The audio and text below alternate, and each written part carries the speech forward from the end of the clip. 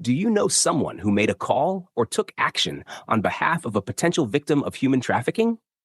They could be eligible for Truckers Against Trafficking's prestigious Harriet Tubman Award, which honors everyday heroes with a $5,000 prize and a commemorative trophy. Learn more and nominate a hero today.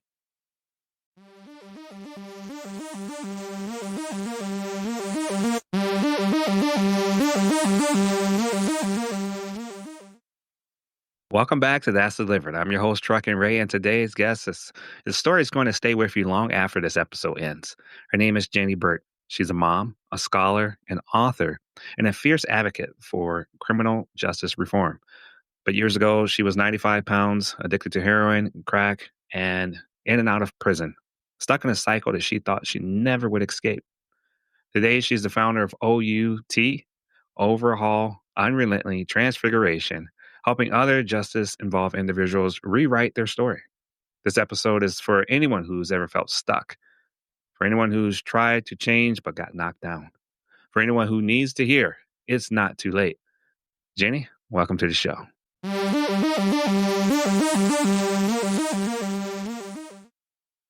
Jenny, thank you so much for taking the time to be on the show. I'm so excited to tell your story and let everyone know. How are you doing today? I'm good. I'm good. How are you? Thanks so much for having me. I'm doing well. Staying busy as always, like you yourself. You know that one is a challenge.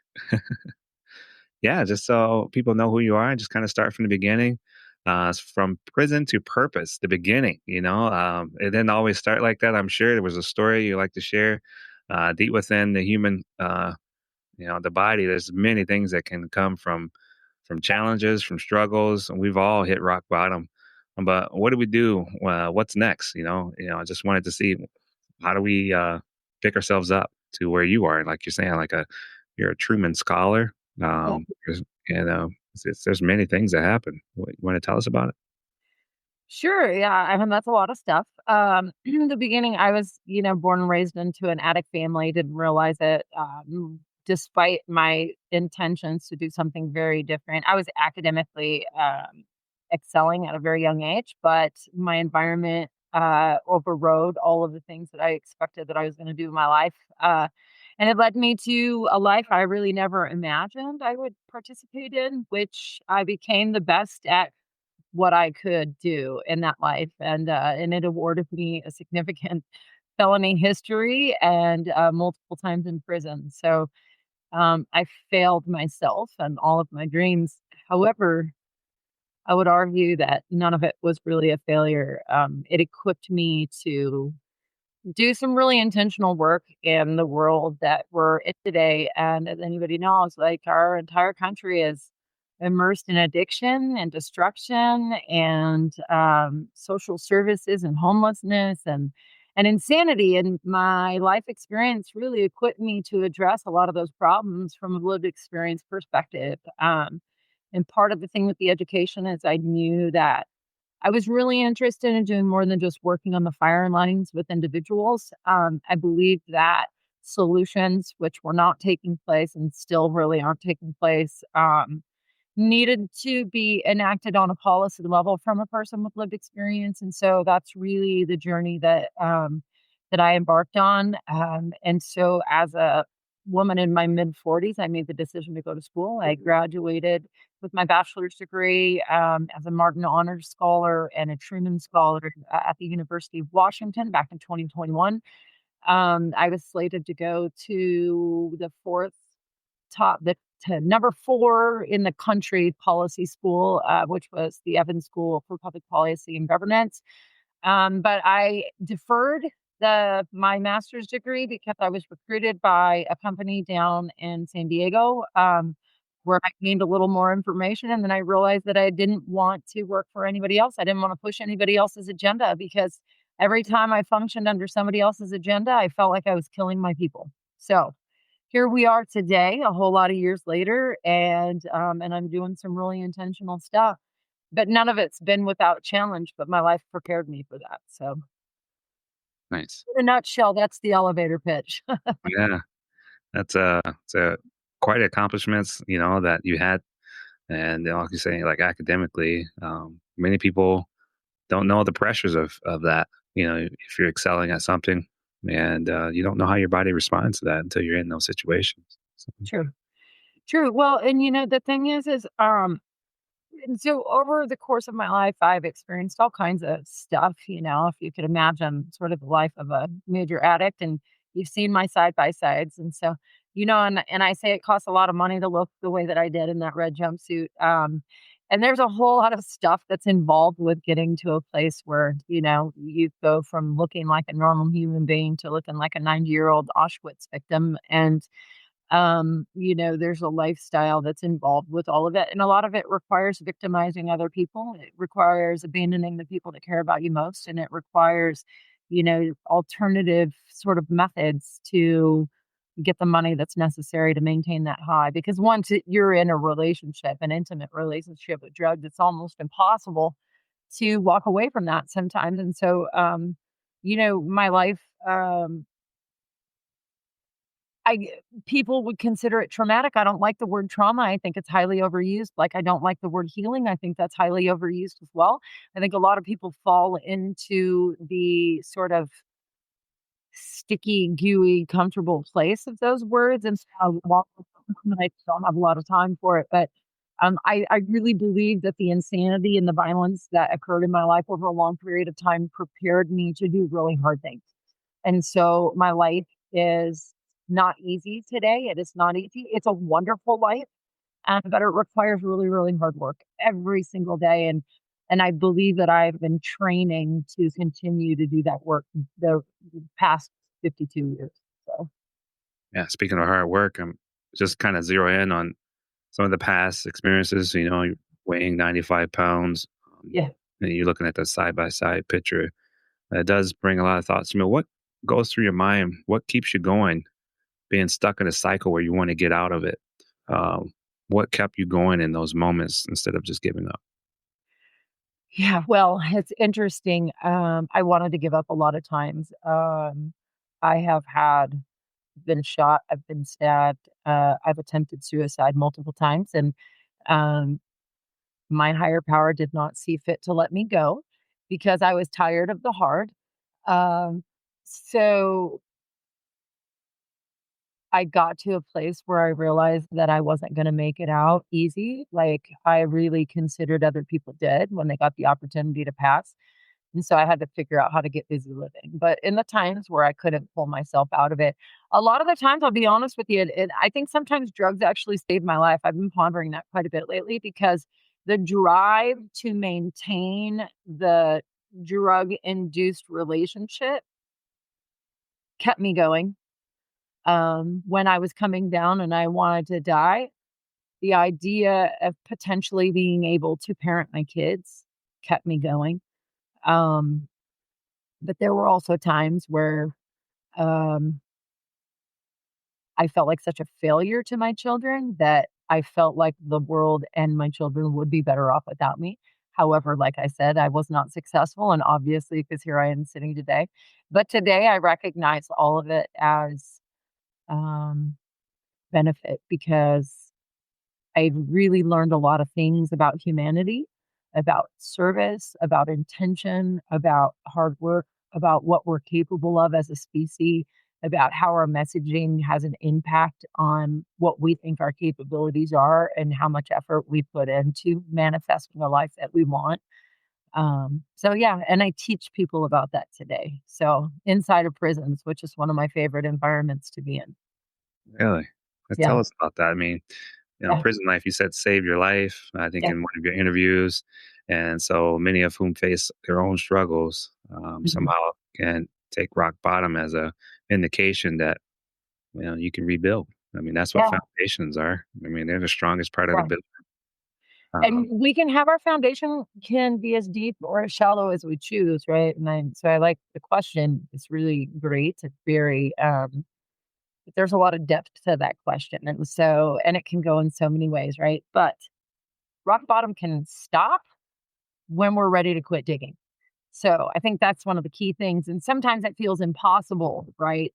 To be able to even consider creating a foundation. But our foundation actually does exactly what you're talking about.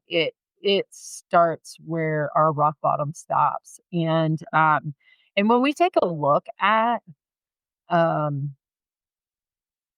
the things that we did, and this is some of what I teach inside the prisons today, when we take a look at the things that we did to navigate our life to meet our needs, because that's all we're really doing as a species, regardless of what kind of choices we're making. We're meeting a need that we've decided or that we believe that we have.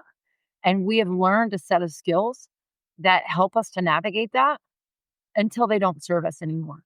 And that's when the shift sort of starts to take place, right? When the pain to remain becomes greater than the pain to change, movement starts to happen. Um, and sometimes we will revert back to patterns, right? Familiarity as opposed to comfort zones. And because I believe that things rot in comfort zones after a while. We can lay around. It's kind of like I think of an avocado. If I leave an avocado on my shelf, if it's super hard when I buy it, if I leave it on the shelf for 7 days, it's going to start wilting and rotting and molding, and it's going to be pretty gross. And that's kind of what happens. We want to wallow around in comfort zones, right? So, what incarceration did for me in 2012, I was arrested for the last time. And that's what I was talking about with like, not really knowing how to stop myself. Uh, there was always this underlying message internally, especially when the drugs wore off, that I wanted something different. Uh, but that pull would be so intense, right? So when I was arrested the last time on December 5th of 2012, I knew that that was my opportunity. I knew that that is where I could stop digging. I needed a little bit of help personally to remove myself from the destructive path. I was unable to do it on my own.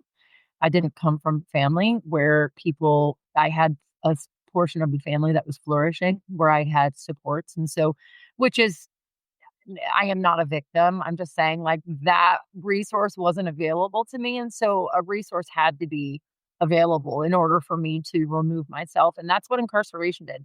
Now, incarceration didn't have a multitude of intentional tools associated with it, but it did have the tool of a timeout. And at the time I was arrested, our jail systems didn't have drugs like methadone and Suboxone, which was a huge benefit because I needed clarity, right? And so I'm a believer. I haven't always been a believer. I became a believer because I can't not deny God's presence in my life. And so it was during that time that the drugs were removed and I became clear enough to hear the message that was necessary for me to maintain that action. And so I was incarcerated long enough. I was looking at a fourth prison sentence. And that's when I started to develop this process. I started to take a look at my thinking. I started to take a look at the things that were manifesting in my life. And I started to take a look at what I wanted my life to look like. And I knew that I needed to dismantle the messaging. And so I had to figure out where that came from. Was it coming from me? When did I decide to say these things to myself? Can I not turn my messaging around in the exact same way that it got to where it's at, right? By telling myself things that I didn't necessarily believe that were true. And that's really what I did. I started making lists and I started telling myself, looking in the mirror, telling myself who I was. And though I felt like a liar for a long time, after a period of time, I started to believe that I was a worthy human being. And I started to, read and absorb all of the things that I could that were going to help me to sort of piece together a process that was going to be beneficial for me. And it so happened that I ended up not having to go to prison for the fourth time. There was a program that was, the founder was connected with me and he helped me with the legal defense, and I got a drug court process which enabled me to have a one-dimensional focus on one of my largest problems, which was my relationship with drugs. And so what I wanted really was to be able to navigate life with guardrails on outside. There's that added level of accountability, right? And so I remained in jail for more than 6 months, and then I was released into the community with that one dimension, and I was able to be housed. So there was a second dimension. Then I started to try to connect with processes to help me navigate the emotional and the life baggage that I had developed over time. And then I went to work in social services. I went to work in reentry and then I went to work in social services. And as I was repairing some of the damage and building the foundation and learning that I am not defective and understanding that the things that had happened in my life were necessary and that the skills that I built were organic and I wasn't a bad person, but I learned some things that weren't serving me. I started to continue to develop that process, right? Yeah, I mean, and that's what incarceration did for me. Incarceration gave me that space to really assess, dissect, dismantle, and begin to rebuild who I am and do it based on who I wanted to become and how I figured that out. Because a lot of my role models in my life, which doesn't make them bad or good, it just means that they were building their plane as they flew it with whatever information they had. It just means that they didn't necessarily possess all the qualities that I wanted to possess for myself.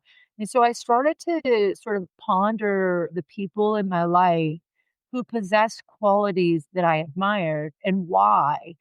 And I started to stop focusing on what I wasn't getting from people. And I think that we all do this, right? It's like, I want this from this person and they're not giving it to me and my life is over because of it, right? Like I didn't get the love I wanted from my mom. Well, my mom wasn't capable of giving me the things that I perceived usually because I saw it on a television show or something.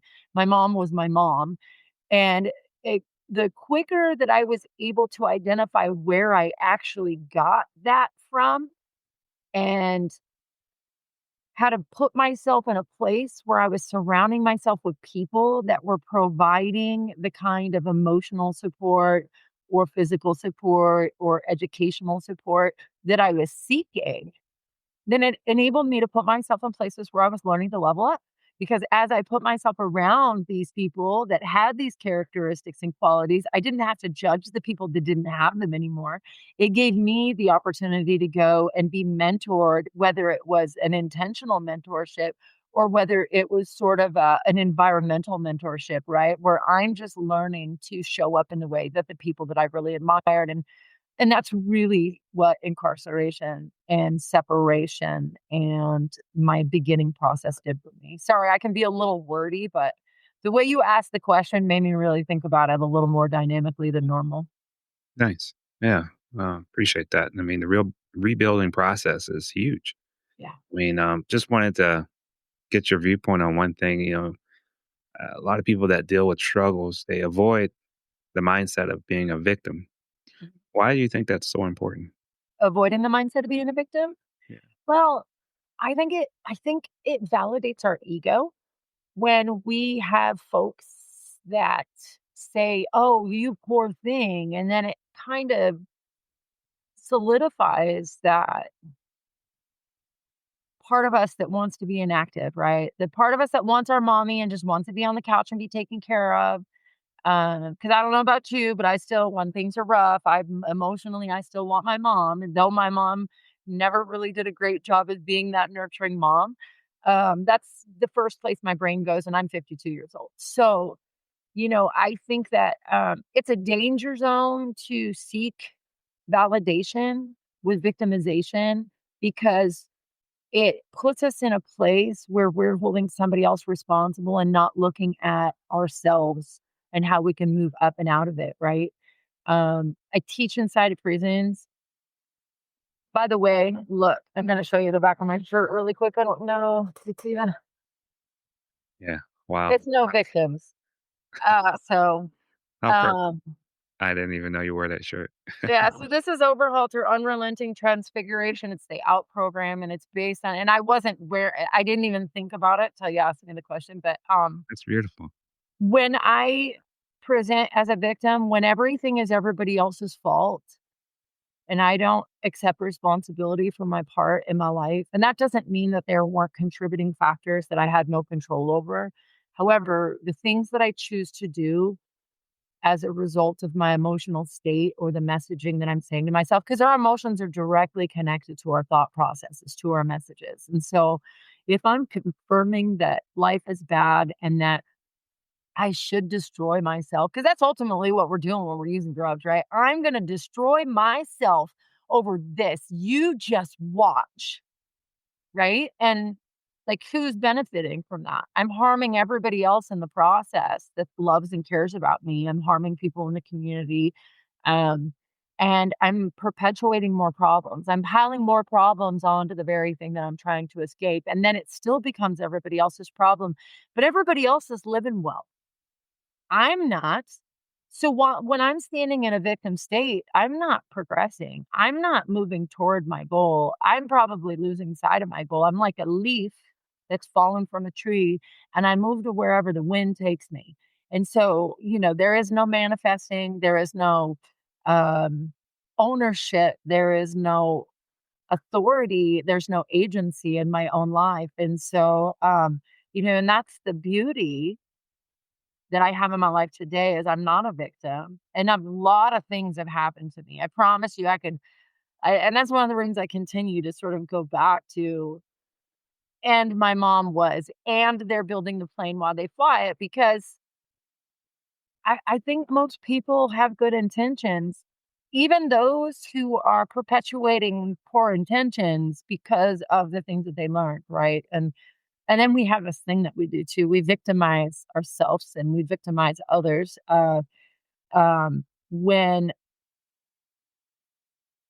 When we decide that we're a bad person because of the things that we've done, well, we've done them, right? And then we try to hide from them. And it's like, you know what? We've done them. When I own them out loud, how free do you want to be? It helps the dark to be removed.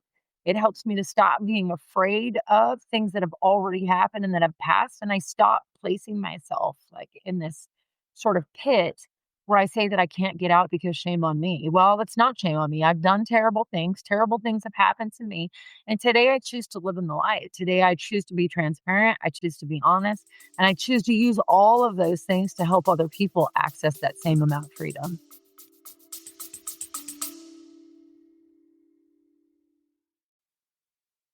Fuel up with 3-Axle Coffee. Built for drivers. Powered by grit, bold, smooth, and crafted for the long haul. 3-Axle Coffee keeps America moving, one cup at a time. Whether you're hitting the road or hitting deadlines, this is the brew that never breaks. Strong, steady, 3-Axle ready.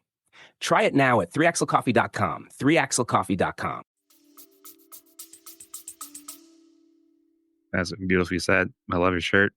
What do you think about anxiety? People getting in, that kind of argument with yourself. Yeah, you think you got to push yourself, or you actually you're afraid of something that's coming from within.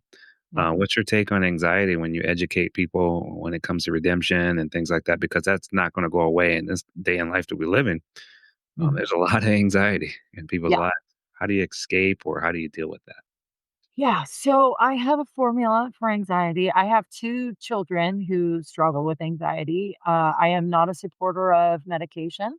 I, there's no science behind medication. I think that everything we want is right on the other side of fear and anxiety.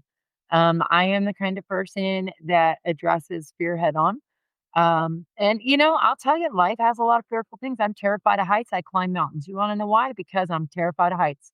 And I started doing it in my mid 40s. So I missed some summits because I'm terrified of rock climbing. So I had somebody teach me how to rock climb. And so still terrified of it, but I'll get up there and do what I got to do.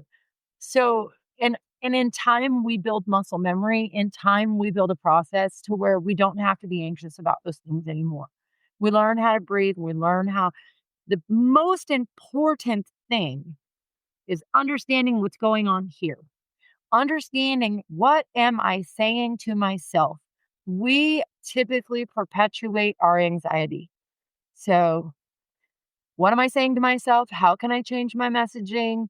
Um, how can I address the things? How can I get up and do the very thing that I'm afraid of? Because the more I do it, the more the physiological reactions subside. And this is what I can tell you. So I have 3 children.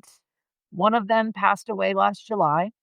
My son, he took his life. Um, and he was experiencing a significant amount of anxiety. He was experiencing delusional thinking. He was experiencing stuff that he had never experienced in his entire life. And part of it, I truly believe, was because of the medication the psychiatric system gave to him. And I think it changed his brain chemistry.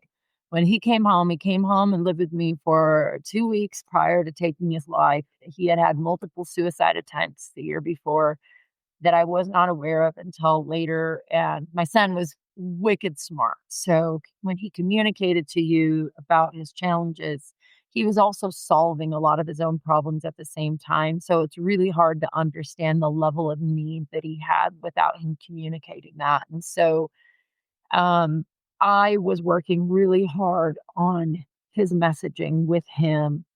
Um, and so it's almost like this is the interesting thing because I've done a lot of work in my own life around this stuff. And he was struggling with things uh, that I had only ever experienced when I was on drugs. And so after he passed away, I questioned myself for a period of time. Is this all just superficial? Am I sharing things that aren't accurate? Am I leading people astray? And the answer is no. Like my son had his own demons, and I truly believe that the things that he struggled with were his choice to take his life was his last autonomous decision to have control over things being super hard. It also made me feel like he must have been ready to do something really special, that he was under attack internally so much. And I really think that about a lot of people, that folks that end up, ending their life or that die young, they were probably destined to do something phenomenal, and they were under attack internally by something that we can't see. But I truly believe in this process of messaging, and I believe in it 100% around anxiety. And I've watched this process have an impact, especially in my youngest daughter's life, who's about to be 19. She struggles with anxiety. She struggled with her messaging. And over the last few years, I promise you too, man, God's got jokes putting a 15-year-old and a menopausal woman together at the same time. Like hormones are crazy. Okay. I just want to say that. She's given me all of the gray hair that's strewn throughout my hair. But this is what I can tell you. We went from 15 and crazy to almost 19 and responsible and together, and changed her messaging and isn't struggling with anxiety. And it's happened over time, because I don't know about you if you have any kids, but I'll tell you, teenagers don't want to listen to their parents because we don't know much of anything after about 15. But so I really believe in this process of messaging. And sorry, I can talk a lot sometimes, but you're asking some good questions that I'm not always asked when I do interviews. So thanks. No, I really admire you. I didn't know that there's so much depth to your story. And yeah, I myself personally, yeah, I have a 18-year-old daughter, and she Okay. So struggles you with understand. depression, anxiety, a Mhm. lot of things that you mentioned. I've had to deal with, but there was nothing successful. But I can only imagine the pain that you feel, and to be able to talk about it um, repeatedly over and over to help people. Um, I I can't imagine. So yeah, I applaud you. You're moved up the books for me, and I really admire your story. And so yeah, so how old was he? He was 32. 32. Yeah, His yes, it name was doesn't go away. You got to learn to manage it. Some people say, well, when you're young, you don't know, but some people continue with this for years, and you read about a story and say, what happened? What happened? Yeah. It was a long struggle. It didn't happen overnight. Yeah, that was the case for my son. Charismatic, brilliant, charming, always upbeat, best attitude ever, self-taught everything, genius, handsome, funny, um, and something shifted. And when he came home, he had stopped talking to me for a little over a year, and it happens sometimes with kids and parents. And When he had come home last year, I didn't understand the depth of the struggle that he had been going through until he was with us. And I just really count it as a blessing that he came home because I feel like God brought him home. Yeah, absolutely. And you're going to help so many people. I know truck drivers are out there. They're dealing with things. They're got to get back in the truck, and you still got those problems with you. You got to put those aside and focus on driving and not harming anyone else on the road. There's a lot of accidents that happen, and we can't really tell what happened because of the catastrophe from it. But if you were to say something to someone that's listening right now, that's in a dark place, what would you tell them? Yeah. Well, especially if it's truckers that are out there. If you're in a dark place, and truckers are by themselves a lot of the times driving. I have a friend, and usually I do a lot of driving across the country, and he and I have been friends since the 90s, and he is a truck driver. He's a long distance truck driver, and his son actually passed away, and that's one of the ways that people deal with it. I know because I go out backpacking in mountains by myself, and so there's sometimes beauty in isolation. But if you're in a dark place, especially if you're somebody that tends to be by yourself, reach out, use your support system. We're so much stronger as a social group. Um, even if it's just one or two people. But I also want to say if you have a family member that's struggling with addiction, there there is possibility. And sometimes if we haven't had that experience ourselves, it feels like it's pointless. It feels like sometimes they're at a point of no return. But I can promise you, if you look at my side by sides, I was in the bottom of the pit and I came up out of it. And my life is good today. And if you're over a certain age, I mean, I'm 52 and I'm building my own businesses right now. And I'm definitely not wealthy, but I'll tell you, with consistency and showing up, like you just build it. You know what you got to do. And there are no mental health days with life. Like we've got to just keep showing up. And sometimes we don't even know what we're capable of. But this is what I can tell you. On a mountain, we had a guy that my very first climb, and I'm again afraid of heights, okay? They got me to the top of this mountain my very first climb, and I was petrified. One of our guys broke his tibia on the way down, and we were on our feet for 24 hours with one headlamp amongst five people. I was with four guys that I didn't know if they would help save my life if something happened, but we made it off the mountain. And there were things that I did that I certainly never thought I was capable of, and that's when my excuses were gone. And I'm gonna tell you, I have not been equipped with superpowers that other people don't have. I've made it to every achievement in my life one step at a time, one step at a time. And I've been having to make adjustments in so many areas of my life along the way.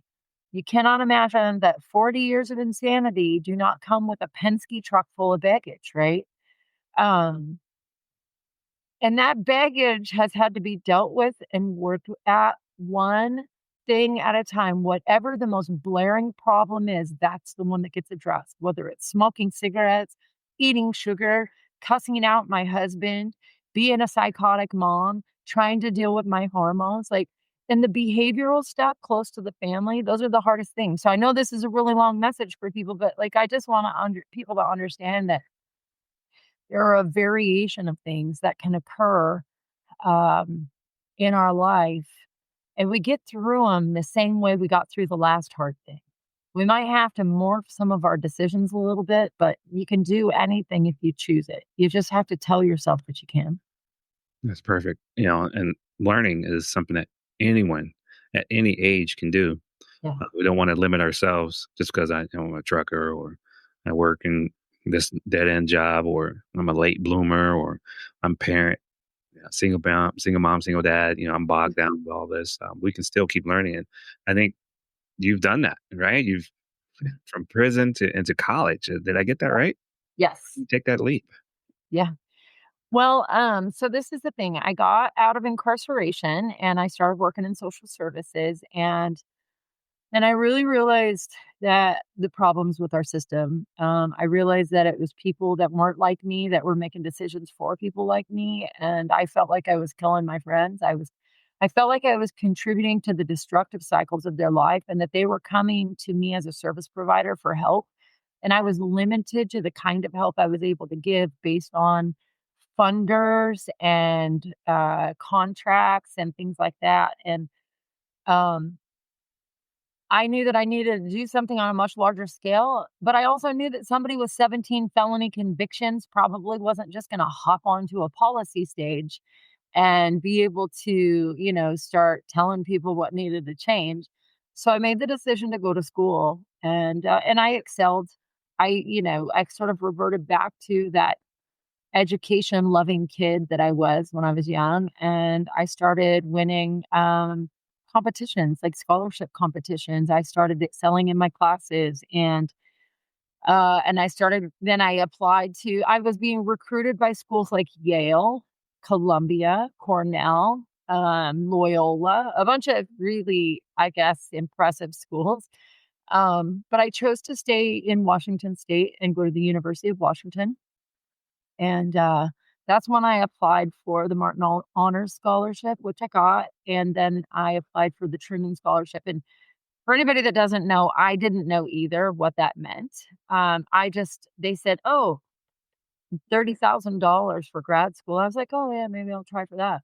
So it was like a 7-week process, I think, applying for that scholarship. And I had to do it with an advisor. I did all the work, but she would tell me where things needed to be edited or changed. And lo and behold, I won. And I was quite surprised. There were 600 and something applicants for that scholarship in 2020, which is the year that I won. And when I realized what it was the most prestigious public service scholarship in the country. And there is a very small network. I believe it's a little over 3,000 Truman Scholars. A lot of them they're all in public service. They're all in levels of government and other sort of public service spaces. There are a lot of folks that are in politics that are Truman Scholars. And I became part of that family. Mind you, I haven't used my Truman Scholarship money yet because I backed out of the master's degree program, but it will be available to me until they stop deferring it if I choose to go back to school. So yeah, it was kind of cool. I thought it was a little bit interesting. I went and I interviewed with a panel in person. It was funny because I was the oldest person there, and I was 48 at the time. And I remember telling them, I think you guys have the wrong person. Like, these young people could do so much more in their lifetime than I ever will. And they said to me, we know you're not the wrong person. We know exactly who you are. But it was really funny because the panel of people that were interviewing us, the first guy opened it up with a question about a journalist. And I actually have a connection with the journalist because I've done some different shows with them. And so they were trying to throw me off. And that's what they want to see how you're going to respond to something that you maybe don't know the answer to, which my ego isn't attached to any of those things. And so it was just kind of perfect because I have a lot of experience dealing with panel stuff, but it was fun. Education was fun. It was exciting. I was able to network. But I ended up on the front page of a lot of stuff. Sorry, see, I go into these long tangents on stories, but I ended up on the front page of the political science department and the front page of UW and on the front page of one of the magazines. And that's just kind of where it blew up. And then I was doing some other stuff. And yeah, and then I entered into this complete other space.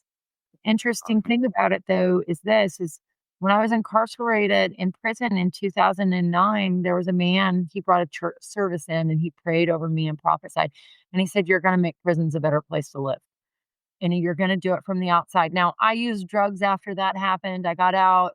Things didn't go, however, but as I realized that I was on that path and that it wasn't my path, but it was the path that I was supposed to be on, and I started to intentionally pray for things. If this is where you want me, you better make a way. Things started happening. It was kind of wild. So, and just a little disclaimer. And today I'm inside of prisons teaching a process, the very process that I talked about through my incarceration. I turned that into a curriculum. And now I have a very full-scale program that's inside of one of the institutions here in Washington State. Awesome. That's a Monday? Yeah, on Mondays, yep, all What's day what's that Mondays. like? Walk us through that. Mm. Yeah, so, I'm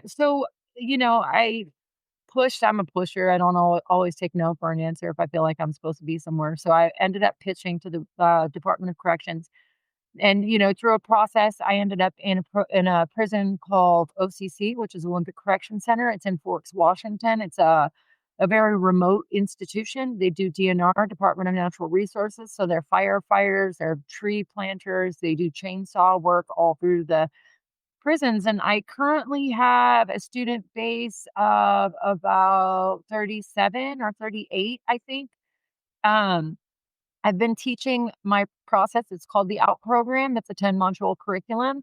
It focuses on assessing deficit, um, dissecting, dismantling, and rebuilding, developing the life that we dreamt of or that we are, trying to manifest.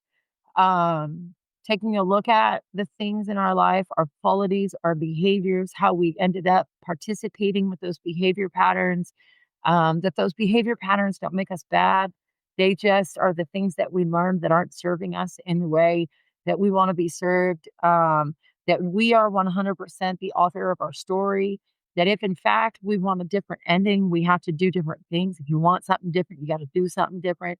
That the people that contributed to the circumstances of our life, if they knew better, they do better, right? They were building their plane as they fly it. So we're going to go ahead and relinquish them from responsibility of our choices, because that's one of the things that we do as people.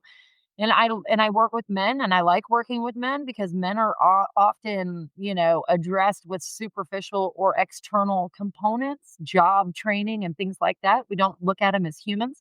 We don't recognize that they've been harmed and hurt, that they've harmed and hurt themselves, that they don't feel good about the way they've shown up as partners, as sons, as brothers, as uncles, and as dads. And so we really work on, what does that look like? What does respect look like? Not the respect that we experience on a prison yard, but the respect that we give and get from our grandmother, that kind of respect. And how do we show up and manifest these things? And we work really hard to do that. And then in the process of, while they're rebuilding their internals, while we're tearing it apart, we're overhauling our engine. That's what we're doing. We're overhauling it unrelentingly. We're doing it without ceasing. We're doing it. And I tell you, one of the things with men is they don't want to look at themselves. And that's okay. And I do little things where it's just like, is it easier to punch somebody in the face, or is it easier to say, I'm afraid? Because I lived like a man for a long time, and it was a lot easier for me to punch somebody in the face than it was for me to look within. And everything that we're afraid of, that we try to go around or we try to go over, those are the things that we have to go through. And then they become a non-stimulus in our lives, right?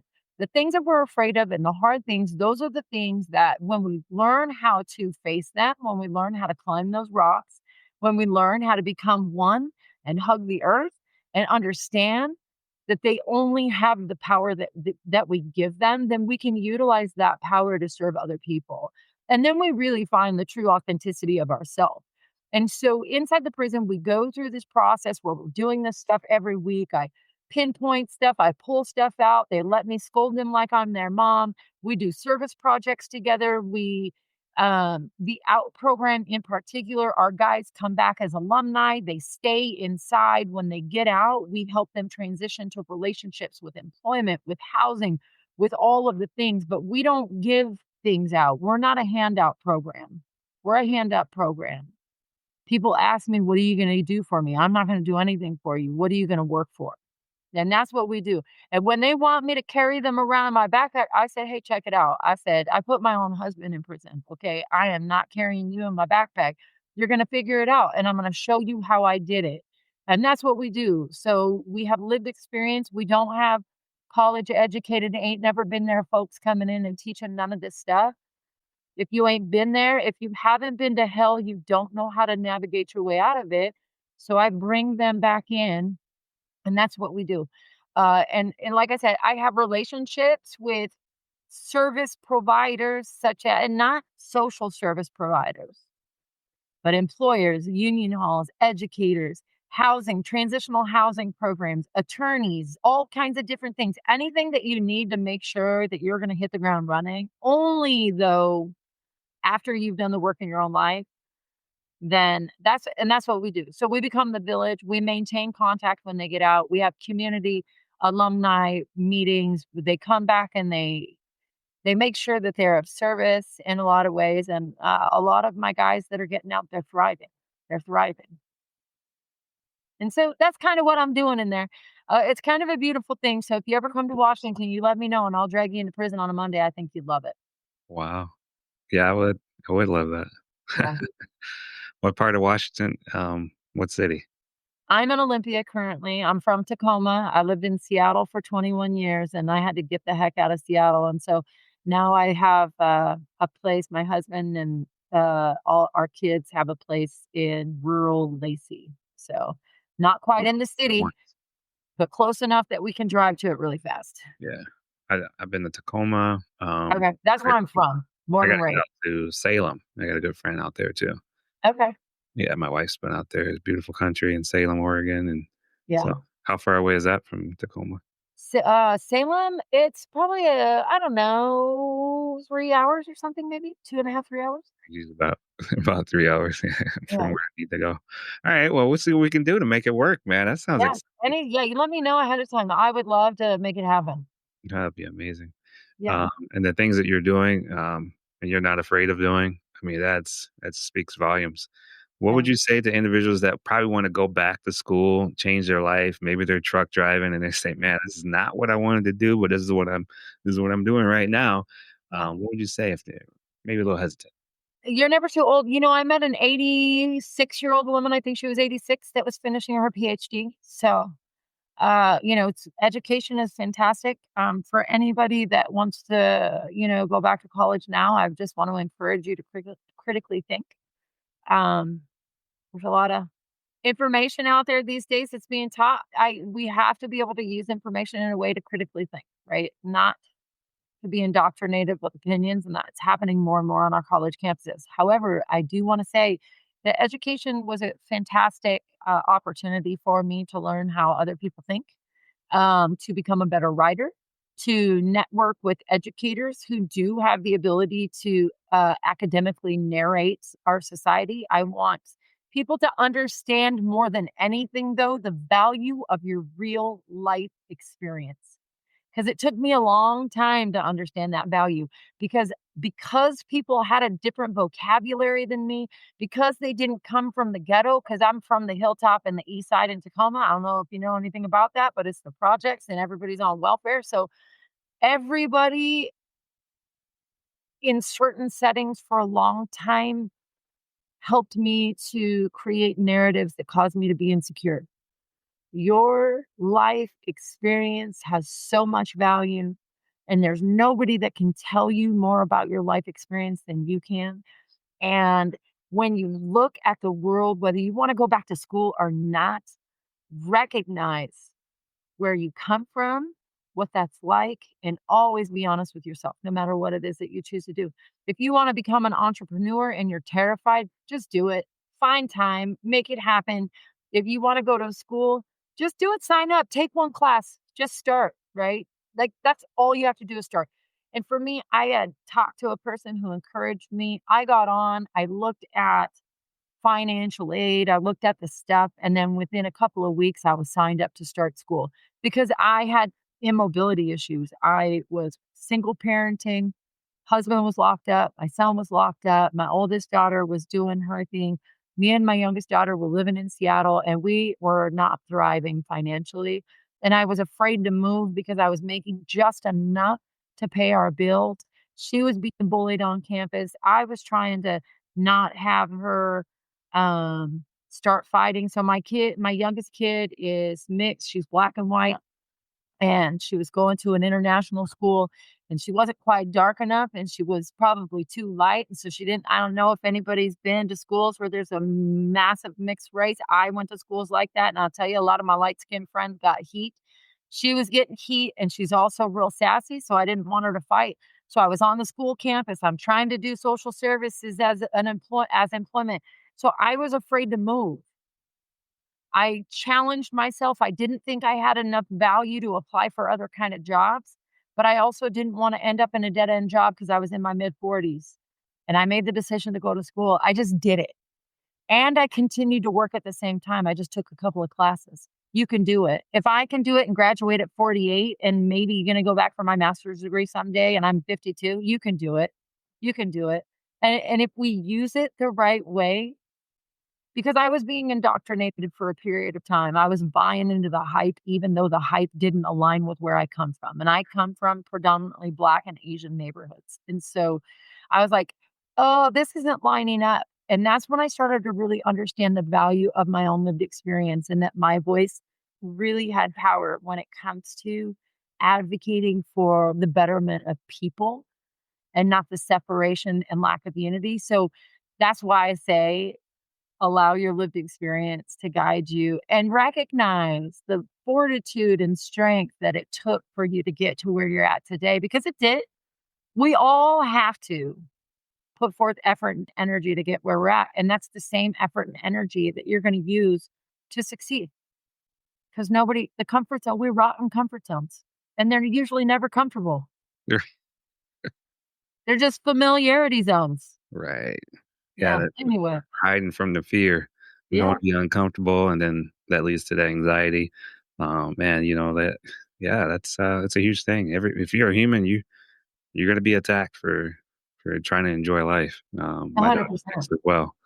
Especially with our current day and age on social media. Oh my gosh, everybody has an opinion about what you should be doing. Yeah. Though they're busy sitting on their couch behind their keyboard. So just throwing that out there. Yeah, girls take a hit huge, for social media, wanting them to be this way, thinking they got to be that way or they got to look this way. Yeah, my daughter's mixed, and so yeah, I understand the struggle. Well, you know the struggle. Yeah, I was like, I said what, but then I realized, yeah, I don't know nothing. I thought I knew something, and it's a different day and time. Well, that's the interesting thing about that. We actually do know some stuff, and if we took out some of these devices, my daughter, she's just coming out of all of the insanity. And I'll tell you, I'm like, whew, that was a close call. And maybe we're not out of the water yet, but I'll tell you, life is definitely good. Yeah. Man, wow. That's huge. Bringing people together, I think it's going to be monumental. Making that out from all these things. I mean, being in and going in on Mondays, right? Going into the prison, and you said no cell phones, right? You can't use the technology. Well, and if you have AT&T, which I do, there's no service out there anyway. So yeah, you can't bring your cell phone in the prison. So does that make things better? Oh yeah, 100%. Well, for me, when I'm inside, my focus is just the guys. So I drive 2.5 hours to get out there. So I commit an entire day. So I usually get out there no later than 10. And then, well, it depends. Sometimes I'll get out there around noon. My first class starts at 1:30 most days, but I do alumni support and sometimes I come in to do one-on-one. So yesterday I got to the prison at about 8:25, 8:20, 8:25, and I didn't leave. So I was there a full entire 12 hours. And then we have another 5 hours of driving on top of that. So my days are committed to these guys. And, you know, I get the opportunity to show them. So I was at the prison within 2 weeks after my son passed. I recently lost my contract. Everybody lost their contract with the reentry department of the Department of Corrections. And so, which means a significant amount of my paycheck has now been cut. And I'm my own boss. So I don't get to complain or, I mean, I could, I suppose, complain, but you just got to pivot and move. You got to stick and move, right? So it's like, okay, well, where's that money going to come from? Because I'm now responsible to pay other people's paychecks. Um, so the guys are aware that I have all these things. And so I run a couple of businesses. It's not just one. But out is, it's by far one of the most impactful businesses I run. I mean, I have a host of docuseries as well, but which is important work. But this is different because I'm committing to lives week after week to help them walk through and telling them that it is possible, right? So now I have a responsibility that when I feel like my life is hard, I got to keep showing up. Because if I want them to show up, I've got to show up. So the guys, the other day, they're like, "Oh, we didn't think you'd come." I'm like, "Well, you're tripping." And I'm like, "I'm coming." So, and so I get to show them, and that eliminates their excuses because we have no victims here. We have no victims because life's going to keep on happening. If we're climbing mountains together and somebody dies on our trip and our car is 55 miles away, well, what? We're all just going to stop and freeze in the snow? You got to keep moving. You got to keep moving. We'll figure something out. We'll bring the person that passed, we're going to drag them. We're going to rope them up and we're going to bring them with us. But we got to keep moving. Otherwise, we're all going to end up like that. And that is life. That is life. We can't take a mental health day just because things are hard. I mean, you can, but what are you going to get? Your 40 hours a week and your paycheck and your little, pension or whatever. It's like, if you want more, if that's what's good enough for you, then that's fine. But if there are things that you want, you got no choice but to get up and get them. And if you lose that job that's got the pension associated with it, well, what are you going to do? Lay down and take a mental health day? Well, no, you got to stick and move. You got to stick and move. You got a family, you got bills, you got stuff. Well, they're not going to pay themselves. And we can wallow around in victimhood and talk about how it's everybody else's fault, or we can get up and we can handle it. What's the stick and move? Is that for hiking, like your stick that you walk with, or No, well, that's what the guy said yesterday. I just say yeah, pivot. I just got to pivot. yeah, You got to might pivot. pick that up, stick and move. Just stick and move. You know what I mean? It's like, oh, here we go. Okay, I'm going this way. Oh, what's over here? Who do I get to meet over here? And I'll tell you, because and this is the way that I look at all of it. Because if I ran out of dope, I promise you I wasn't going to lay down and cry about it. I was going to get up. I was going to find some hustle. I was going to go out and talk to my folks. If John up the street doesn't have dope, then I'm going to go to Raul down the other way. You know what I'm saying? Look, and if I don't got a car, I'm probably going to hitchhike. I might steal a car, take the bus, get a cab. So, you know what I mean? That's awesome. I get what you're saying. Well, Take that same mentality and the good you can do with it. Yeah, it's some real hustlers out there. They don't know how much how much of a hustlers they are when they're looking for that dope. Yeah. that's right. And that's just the bottom line. That's how I look at everything. So, and it's funny too. Like if I'm having conversation with judges or in certain environments, and I will use dope house analogy all day. So Yeah, anyway, because they know. yeah, 100%. We watch it every day. Like when we're driving, if I'm driving late at night, and I'm like, Oh, that's the same guy. It's yeah, raining out. It's pouring down rain. yeah, yeah, I'm complaining. I got my raincoat on and everything. right. So you've consulted with departments across different states. Yeah. What's something that most people don't understand about incarceration and reentry? Talking to those departments. Oh yeah. Well, I think what we have right now is we sort of have a shift with institutions that have deemed their own institutions as bad. Um, there are a lot of the going narratives. I talk about the academic narratives, the indoctrination, and we have academic narratives being pushed that incarceration is bad. Now, I want to say that incarceration is not equal across all states. In the South, we still have a lot of problematic stuff. That occurs within the prison systems there, but and we've got violence in certain prison systems, but this is what I can tell you is that prison has to be more intentional. And even in some of those prison systems, though, you will have people, and that's who we don't listen to. We don't listen to the people who say it saved my life. Because I can tell you right now, if I wouldn't have been incarcerated, and that's what's happening sort of across the nation right now, is like, oh, we need to incarcerate less. It's like, no, we need to incarcerate with intention. We have a one-dimensional tool that is used ineffectively, and we're not bringing lived experience into the space, right? And that's really a lot of my consulting stuff is always about lived experience, how to bring lived experience into the realm of poverty, how to bring lived experience into the realm of incarceration, how to bring lived experience into the realm of social services.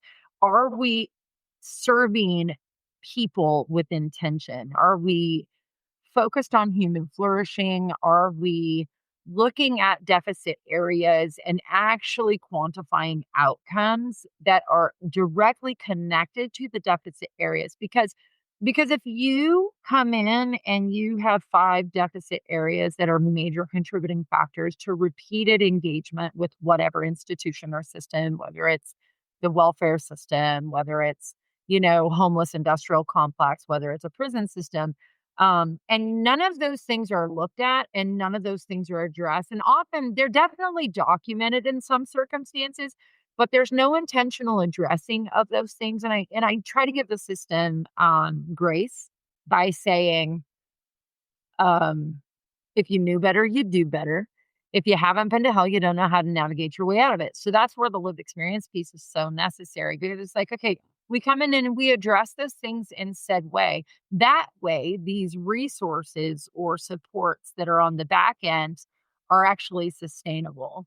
Right. And that's what the model of the out program is. It's like when we go in and we sort of readdress this God hole here in the middle, and we teach an individual how to serve themselves effectively, how to trust themselves, how to respect themselves, how to embody integrity, how to, not have to be held accountable by others because you learn how to do it yourself, because you understand your deficits and your blind spots, that those other pieces, the education, the employment, the housing, the services, those things are sustainable, and that you're going to have an individual that actually values those things and uses them in the method in which they should be used, which is temporarily until they get their own, right?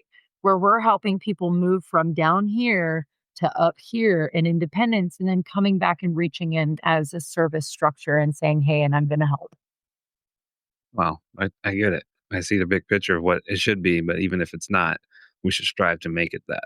And that time out that you can get because life is moving too fast and you weren't able to manage it yourself. Now you can take that time in those spaces to have conversations that you weren't able to get or that you didn't think were important enough to give enough time to really meditate on and make it a part of your life. So when you mentioned the indoctrination that some people speak about, or that you're referring to, if going to college. What take would you say for individuals that may get caught up in the hype or the sexy part of college? What would you say to those people? I would say that, well, first of all, one of the things that we see with that indoctrination is there are a lot of labels that have been placed on things, inmate being one, BIPOC being, I don't know about, did anybody ask you if you wanted to be considered something called BIPOC? I'm just curious as a Black man. No, one more time. BIPOC. Have you heard that? No. It's Black, Indigenous, something, something, something. So that is over here on the West Coast, and you're Eastern, right? No, you're North Central. Carolina. Where else? Okay, so Now I'm in Minnesota. okay, so on the West Coast, that is a new term that there was developed during the George Floyd era when I was in University of Washington, that all people of color are now considered BIPOC. And I actually have been kind of waiting to talk to, and I got tons of Black friends. I mean, I've got a Black kid, and I just don't know why I haven't asked, but I think it's because you asked about the indoctrination.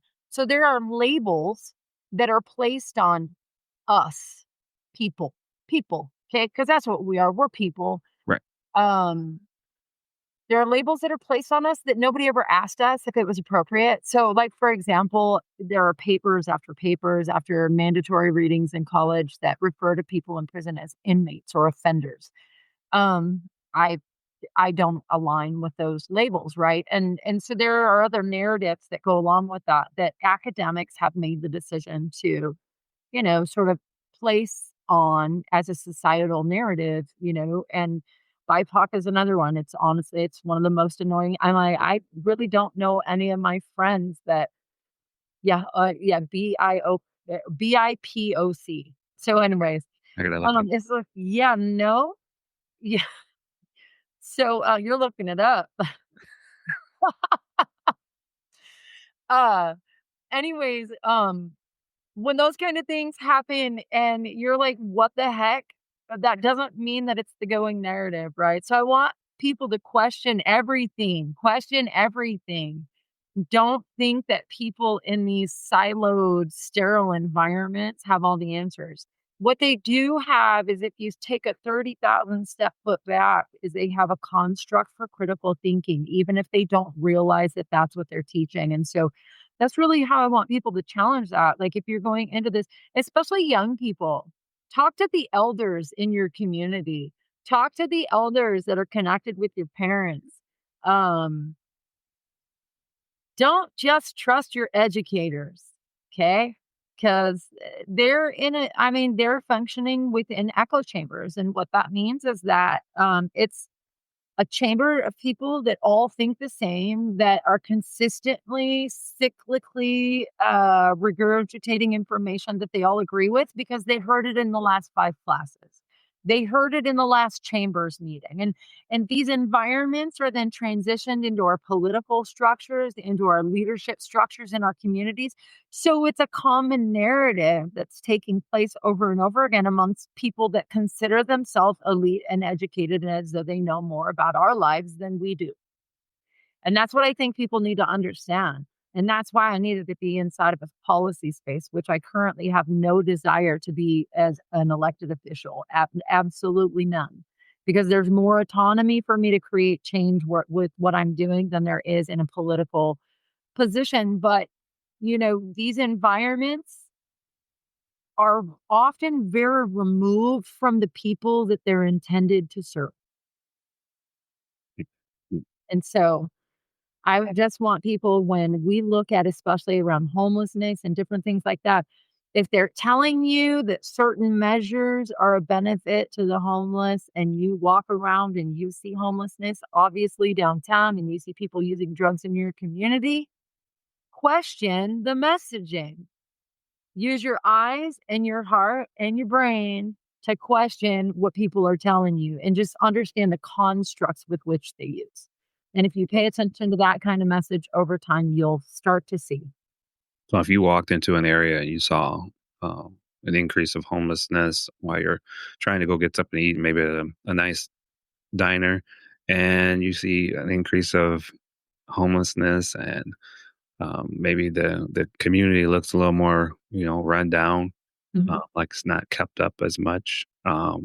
What signals does that tell you right away when you start seeing a community that's going through that?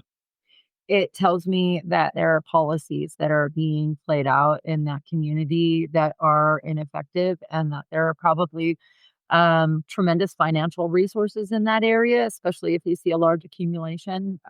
You'll see this in cities like Seattle and San Francisco that are very wealthy cities, and they're run down and they're degraded and they're inundated with destruction, danger, and No.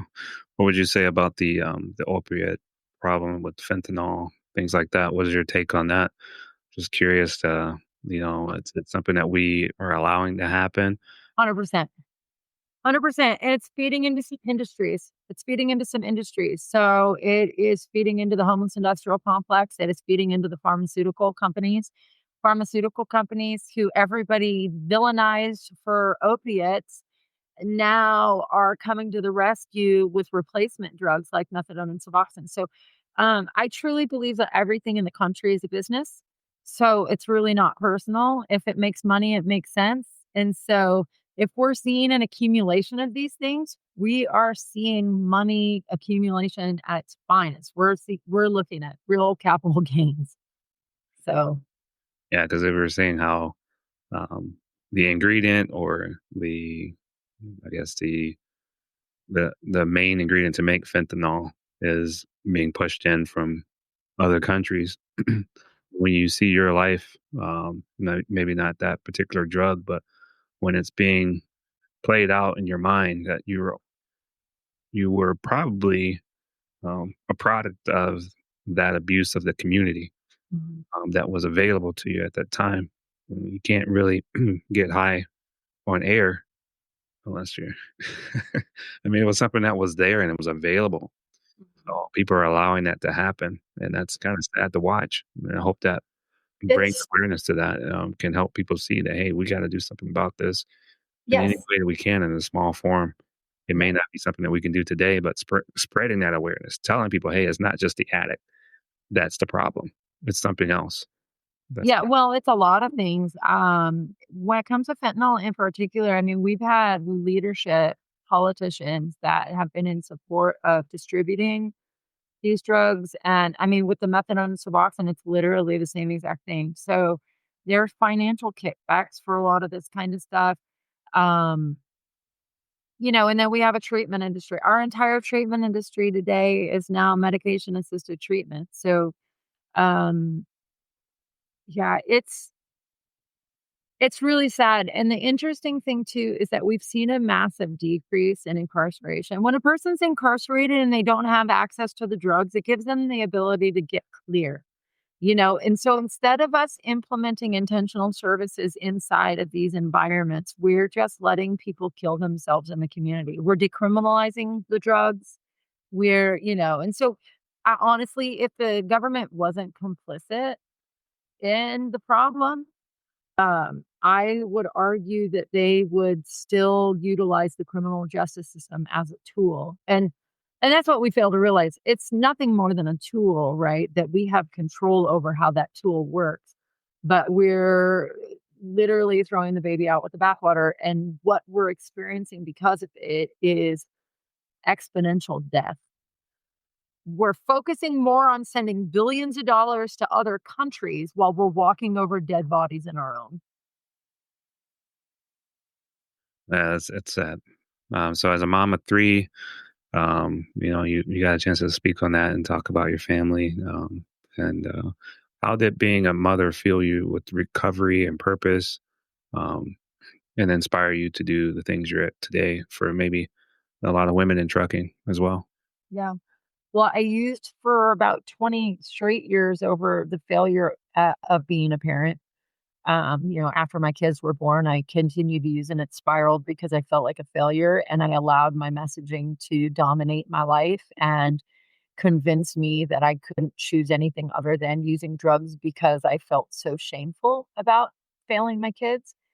So when I finally got clean at 40, I was determined to do everything in my power to be strong and stable. I knew that there would be a potential that my kids wouldn't want anything to do with me. My youngest child did come. I've raised her for the last 10 plus years. Thankfully so. She was my last chance at trying to get that right. I thought I'd failed around 15, which I talked a little bit about that, but I did not. Seems that she's doing good and we're good and she lives with me now. So both of my daughters live with me. Both of my living children live with me. But what I've done is first, this thing that is most important to me on a daily basis is my recovery. That I get up and I do not put any kind of mood changing, mind altering substance into my body. I knew that if I could maintain that everything else would improve.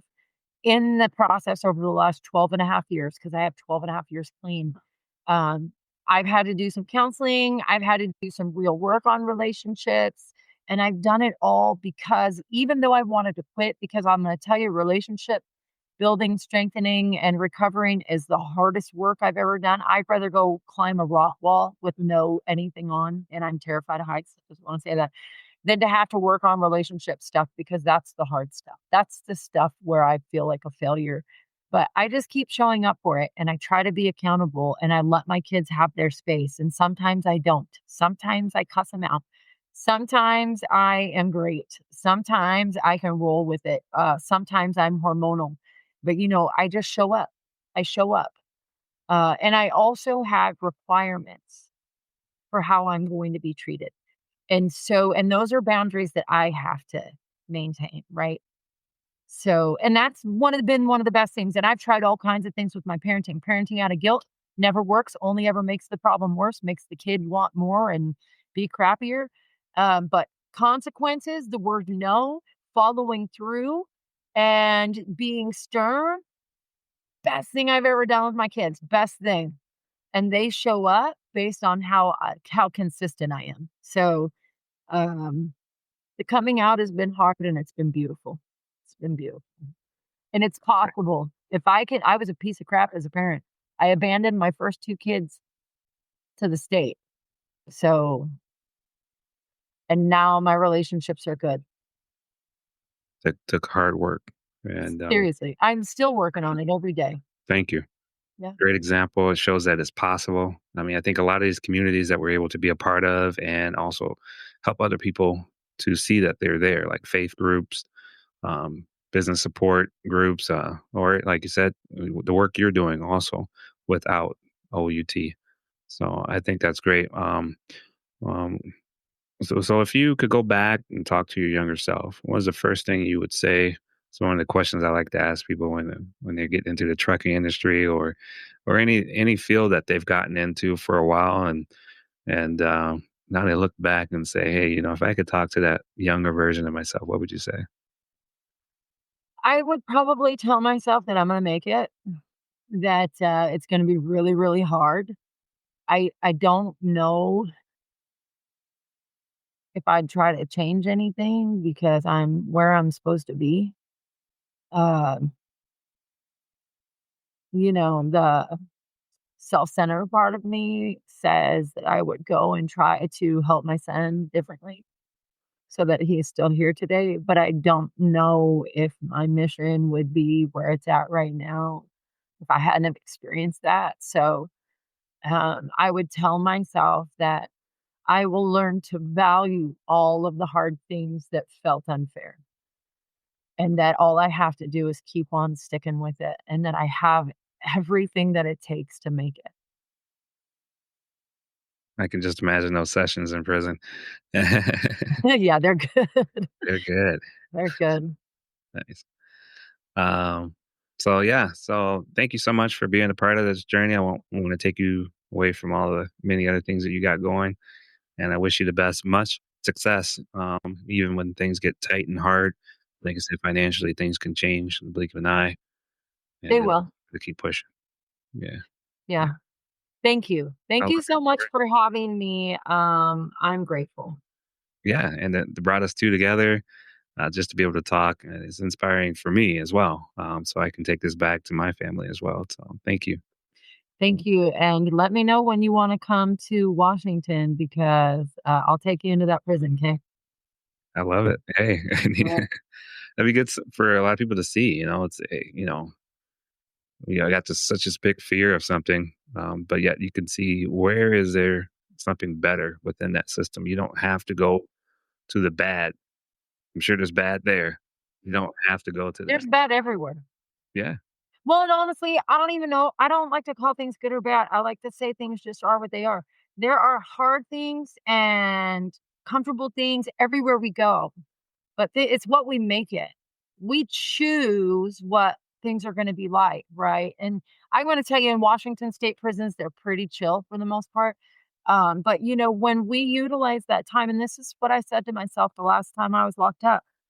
If you play your cards right, this is the last time you're ever gonna have this kind of unadulterated time to work on yourself. And that's what I try to give to my guys. Use this time for what it is, and let's walk out the man, the dad, the brother, the husband, the whatever that we intended to be in our heart. wow, beautiful. And then too, I think you host a show yourself. I How do. can people get a hold of you or listen to any more of your great stories and experiences and insights? You Um, can, yeah.